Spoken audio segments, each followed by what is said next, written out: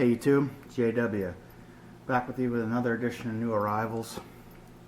Got a pretty good selection here for you guys. I think I picked out about 12 knives that have come in, and I really don't want to do more than that.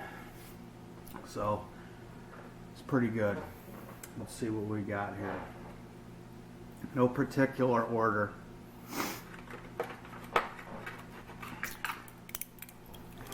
(1980s) Taylor, Japan.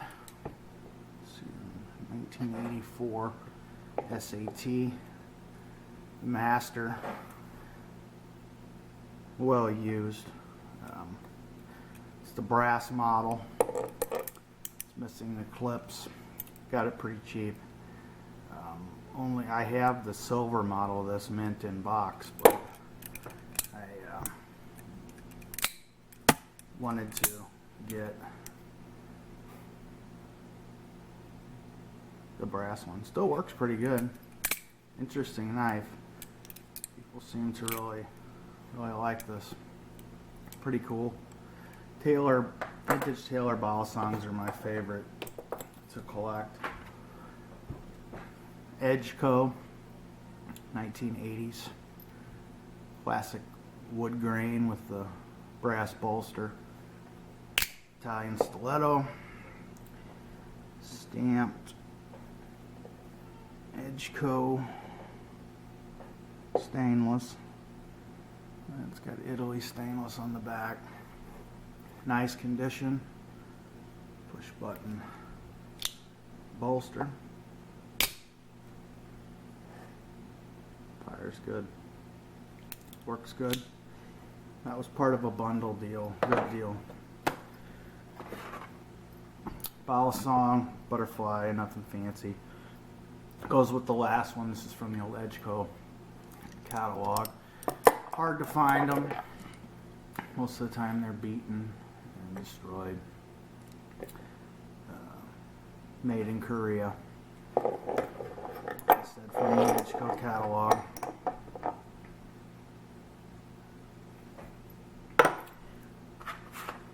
I thought this was kind of cool and unusual. NOS in the box.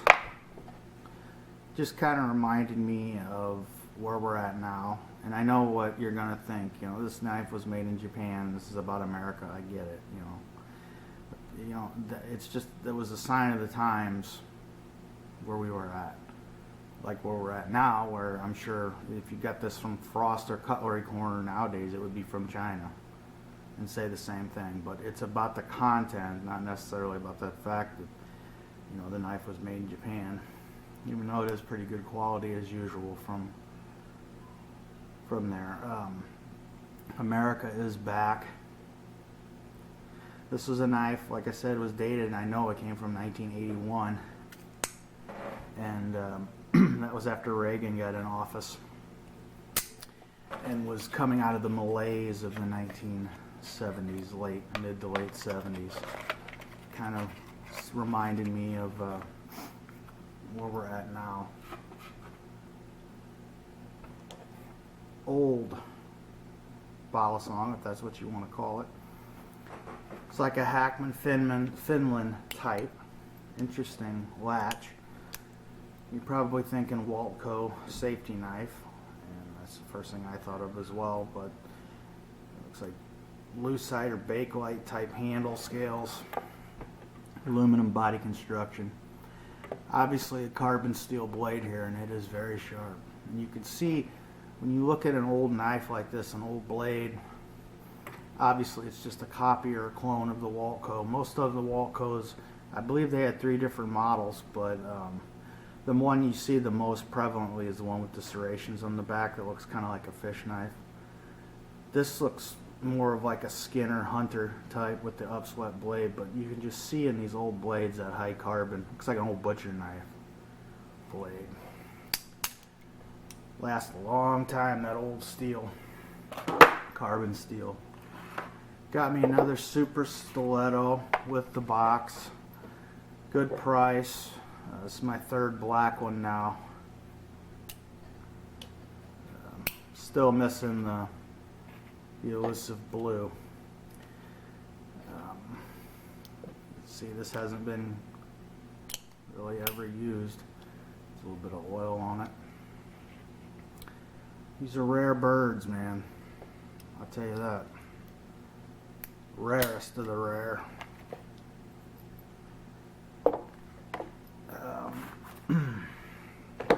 Explorer, Black Claw, NOS.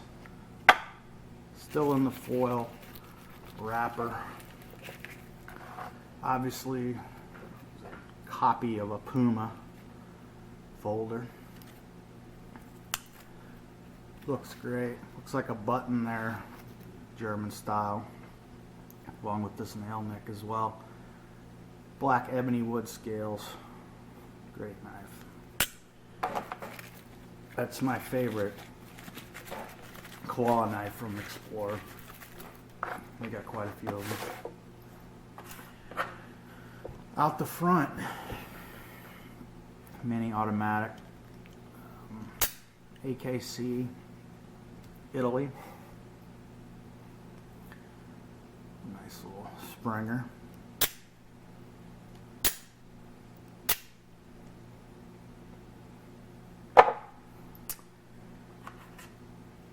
Here was a good find. 1950s Rizzuto, new old stock.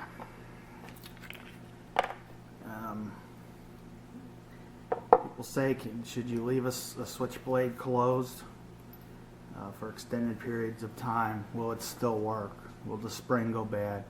Should you store them open?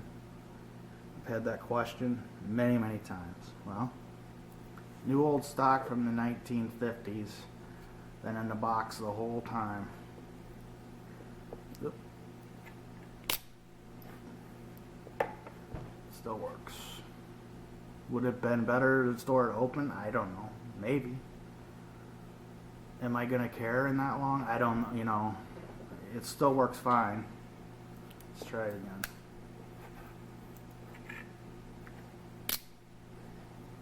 So there you go. Been in a box since the 50s. Closed on that spring.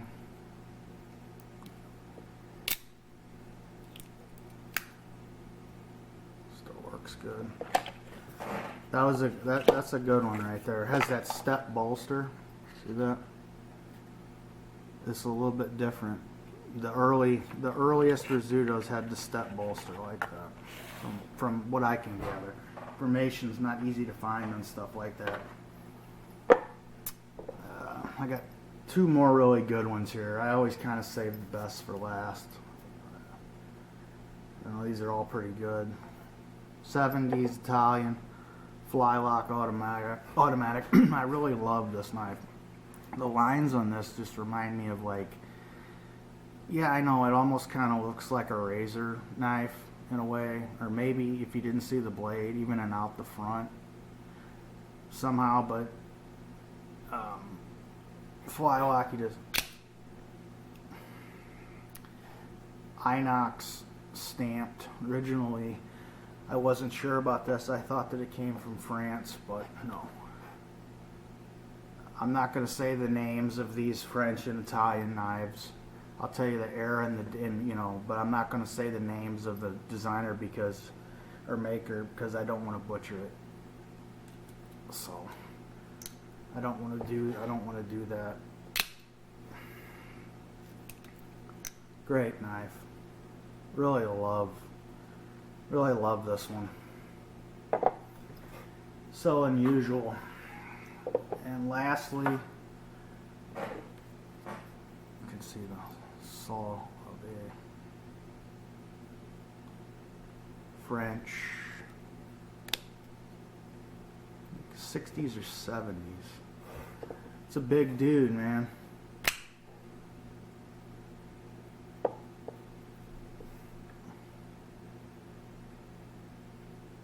See if I can.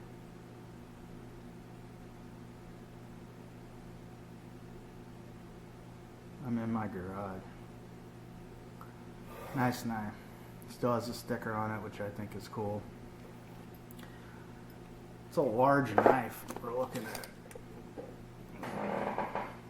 9.5 inches. So that's going to get in and do some damage if you were to use it. Filed back. It's kind of interesting.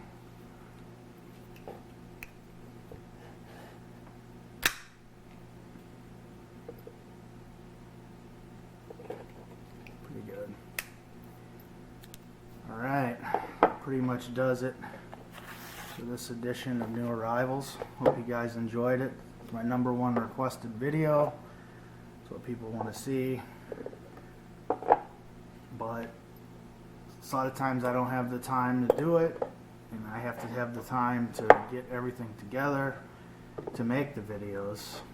You know, everything I have is I get with my own money, and it all comes from me, just, you know, so it just has to develop naturally. So all these come together naturally, you know, which I think is kind of cool. So I appreciate you guys watching. Sub on my channel, follow me on Instagram, Facebook. I'll put links to all that stuff below, and stay tuned. I'll catch you guys on the next one.